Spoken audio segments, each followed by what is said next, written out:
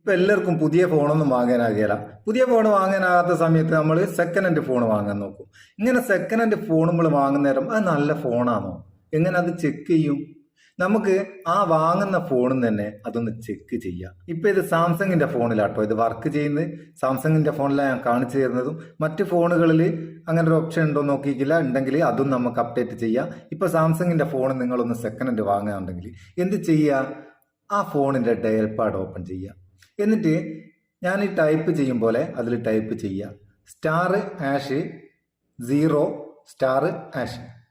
ഇങ്ങനെ ടൈപ്പ് ചെയ്താൽ ഇവിടെ കുറേ ഓപ്ഷൻസ് നമുക്ക് കിട്ടും. എല്ലാ ഭാഗവും ചെക്ക് ചെയ്യുക.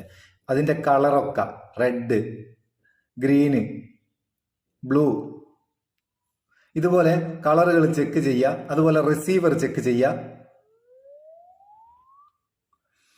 വൈബ്രേഷൻ, ക്യാമറ, സെൻസർ, അങ്ങനെ ഓരോന്നും, ടച്ച്. ഈ ടച്ചൊക്കെ നമുക്ക് എല്ലാ ഭാഗവും ഇങ്ങനെ ടച്ച് ചെയ്ത് നോക്കിയിട്ട് അത് ടച്ച് വർക്ക് ആകുന്നുണ്ടോ എന്ന് നോക്കിയെടുക്കാം.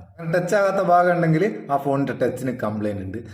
അതുപോലെ സ്പീക്കർ, കംപ്ലീറ്റ് ഭാഗവും ഏത് വെർഷനാണെന്നുള്ളതൊക്കെ നമുക്ക് ഇങ്ങനെ ഒരു ആപ്ലിക്കേഷൻ്റെ സഹായം ഇല്ലാണ്ട് ഫോണിൻ്റെ ഡയൽ പാഡിൽ തന്നെ ചെക്ക് ചെയ്യാം. അപ്പോൾ അങ്ങനെ ഉഷാറല്ലേ? അപ്പോൾ സെക്കൻഡ് ഹാൻഡ് ഫോൺ വാങ്ങുന്ന നേരം ധൈര്യമായിട്ട് ഇങ്ങനെ ചെക്ക് ചെയ്തിട്ട് ഫോണിന് കംപ്ലൈൻറ്റ് എന്തെങ്കിലും ഉണ്ടോ ഇല്ലയോ എന്നൊക്കെ നോക്കിയിട്ട് നമുക്ക് വാങ്ങാം. സാംസങ്ങിൻ്റെ ഫോണാണ്. നിങ്ങൾക്ക് ഉപകാരം തോന്നിക്കണ്ടേ ചങ്ങായിമാർക്ക് ഷെയർ ചെയ്ത് കൊടുക്കുക. ചങ്ങായിമാർ സെക്കൻഡ് ഹാൻഡ് ഫോൺ വാങ്ങുന്നുണ്ട് ഇങ്ങനെ ചെക്ക് ചെയ്ത് വാങ്ങിക്കോട്ടെ. നമുക്ക് അടുത്ത വീഡിയോയിൽ നല്ല സെഗ്മെന്റ് കാണാം. നിങ്ങളെ സ്വന്തം Muthoos Meppayur. Thank you so much.